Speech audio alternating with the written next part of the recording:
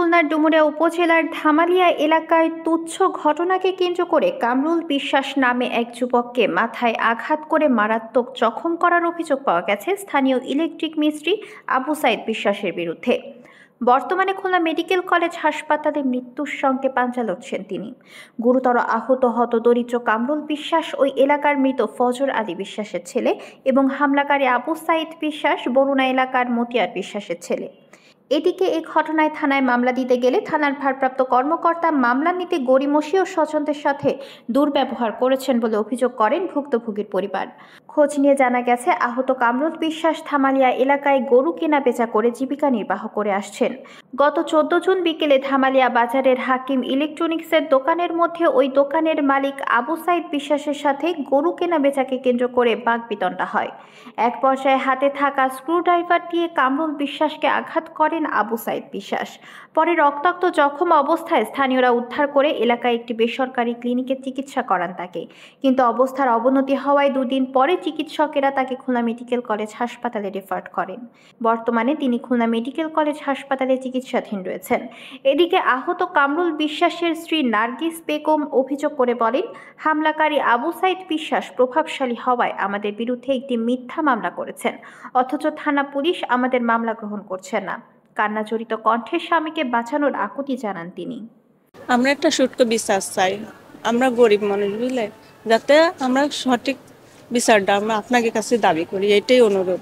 মানে ওর পাশে এক কার্তিক ডাক্তার আছে, সেখানে নিয়ে গেছিল, তারপরে রঘুনাথপুর হরিদাসের হাসপাতালে নিয়ে গেছিল, বুঝছেন, সেখান থেকে এই 250 বেডে। এখন অবস্থা তো না ভালো না, থাকে মাথা মানে কি দেখি কষে নিজেই টের পাচ্ছে, মানে কথা যখন হুশ ফিরতেছে তখন আবল তাবল বলতেছে, আমার হাতে ভালোভাবে চিনতে পারতেছে না, বুঝছে।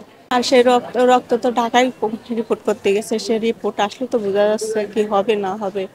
এত গরুরই করে, গরু কেনা বেচা করেছিল, তা কিছু টাকা তার কাছে পায়, মানে তার কথা বেতার মানে এরে বলে মাথায় ফ্যানের রড দিয়ে মাথায় বাড়ি দিয়েছিল, 2-3 জনের ধরে রাখিছিল। যখন রক্তপাত শুরু হলো, এত রক্ত দ্রুত, তাই যে আশেপাশে যারা থাকে তারাই বলে মানে করেছিল। যে মামলা করা হয়েছে তারা তো একটা মিথ্যা মামলা করেছে। আমি চাই তারা মামলাটা করে ওরা ছেড়ে দেয়। মামারা যারা মারাছে তাদের শাস্তির ব্যবস্থা হোক আইনের আওতায়। মামাদের নামে মামলা করেছে, ওরা আগে যায়, তারপরে মামাদের মামলা নিচ্ছে না, তারপরে আমাদের 4 জনের 1 জনের আবার আটক করা হয়েছে না, ওরা আছে মামারে ঠেকাতে গেছে, যে কয়জন ঠেকাইছে সব কয়জনের নামে মামলা করেছে। এ বিষয়ে জানতে ধামালিয়া বাজারে গেলে স্থানীয়রা এবং বাজার কমিটির সভাপতির সাথে কথা হয় এই প্রতিবেদকে।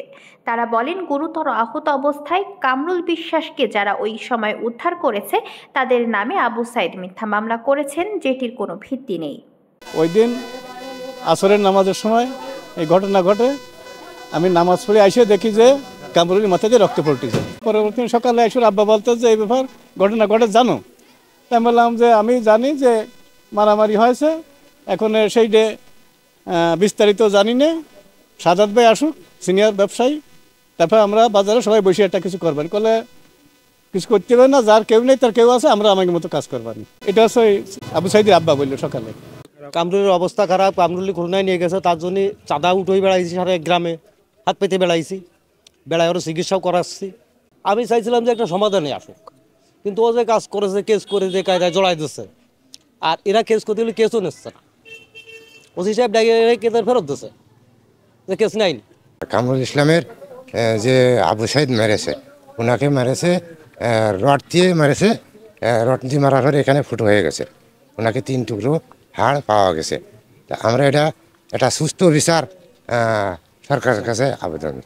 ঘটনাটি স্থানীয়ভাবে সমাধানের জন্য দুই পক্ষের সাথে কথা বলেছিলেন ইউপি সদস্য আব্দুর রশিদ বিশ্বাস, কিন্তু হামলাকারী আবু সাইদ বিশ্বাস প্রভাবশালী হওয়ায় কারো কথা তোয়াক্কা না করে আহত কামরুল বিশ্বাস সহ স্থানীয় কিছু নিরীহ মানুষের নামে মিথ্যা মামলা করেন। অপরদিকে আহত কামরুল বিশ্বাসের বড় ভাই মনিরুল ইসলাম মামলা করতে কয়েক দফা থানায় গেলেও ওসি নানা অজুহাত দেখিয়ে মামলা নেননি বলে শুনেছি, যেটা খুবই দুঃখজনক ঘটনা। আমি এই ঘটনার তদন্তপূর্বক সঠিক বিচারের দাবি জানাই। কামরুলের যে ঘটনাটা ঘটেছিল, তো আবু সাইদ কামরুলকে এমনভাবে আঘাত করছিল যে ওর হাতে একটা স্ক্রুড্রাইভার ছিল, স্ক্রুড্রাইভার দিয়েই ওর মাথায় আঘাত করার পরে কামরুলের মাথা ফেটে যখন রক্ত বের হয় তখন আমাদের বাজারের পাশে যে সকল সাধারণ জনগণ ছিল তারা ওই রক্ত দেখে আবু সাইদকে যে পরে মারধর করে।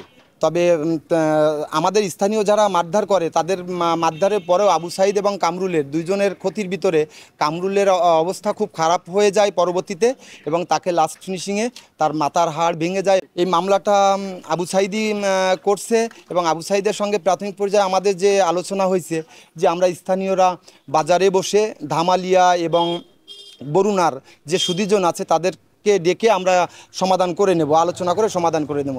কিন্তু সেটাও প্রথম পর্যায়ে মেনে নেওয়ার পরেও পরবর্তীতেও যখন কামরুলের এরকম খারাপ রিপোর্ট দেখলো যে ওর ব্রেনের খুব সমস্যা এবং ওর অপারেশন করতে হবে, তখন ও আমাদের উপর এই মামলাটা দিল। যাই হোক, এটা আমাদের আশা ছিল না। আমাদের আশা ছিল যে ওর সঙ্গে বা আমাদের বাদী বিবাদীদেরকে একসঙ্গে করে আমরা আলোচনার মাধ্যমে সমাধান করব, কিন্তু সেটা মেনে নেয়নি। না মেনে নিয়ে চুরি করেই সে আমাদের নামে এই ধরনের একটা মামলা দেয়, এবং মামলা দিয়ে আমাদের একটা লোককে অলরেডি অ্যারেস্ট করে। এদিকে আমাদের যে রুগী কামরুল, সে তো খুব অসহায় অবস্থায় আছে এবং মৃত্যুর সাথেই আর কি সে পাঞ্জা লড়ছে। এদিকে কামরুলের অবস্থাও খুব খারাপ, যার জন্য কামরুলের পিছনে ছোটাছুটি করার কারণে আমাদের এখানে মামলা করতে লেন্দি হয়ে যায়, দেরি হয়ে যায়। পরবর্তীতে যে আমরা মামলা করতে গেলে ওসি সাহেব সেটাতে তার নামত থাকে যে না, এভাবে হবে না। আমরা চাই যে অবশ্যই মামলাটা হোক, এবং আইনের মাধ্যমে, আইনের প্রক্রিয়ায় বাংলাদেশে আইনে যে শাস্তি হয় সে শাস্তিটা অবশ্যই যেন আবু সাইদের হয়। এবং আমরা সরকারের কাছেও, বাংলাদেশের প্রধানমন্ত্রী শেখ হাসিনার কাছেও আমরা দাবি করব যে এটা যেন সঠিক একটা বিচার হয়, এবং এরকম অসহায় মানুষদেরকে যদি কিনা এরকমভাবে আঘাত করে আর সেটা যদি কিনা বিচার না হয়, তাহলে আগামীতে অসহায় মানুষগুলোর অবস্থা এরকমই হবে। ঘটনার বিষয়ে হামলাকারী আবু সাইদ বিশ্বাসের বাড়িতে গেলে তিনি কোনো কথা বলতে রাজি হননি। এদিকে ডুমুরিয়া থানার ভারপ্রাপ্ত কর্মকর্তা সুকান্ত সাহা মুঠোফোনে বলেন, প্রথমে তারা অভিযোগ না দেওয়ায় এবং মামলার এই মামলা হওয়ার পরে এই বিষয়টা যে প্রকৃত ঘটনাটা কি, সত্যি ইনজুরি কিনা বা এই ঘটনার পরে ইনজুরি কিনা, এরপরে পরবর্তীতে আইনগত ব্যবস্থা গ্রহণ করা হয়।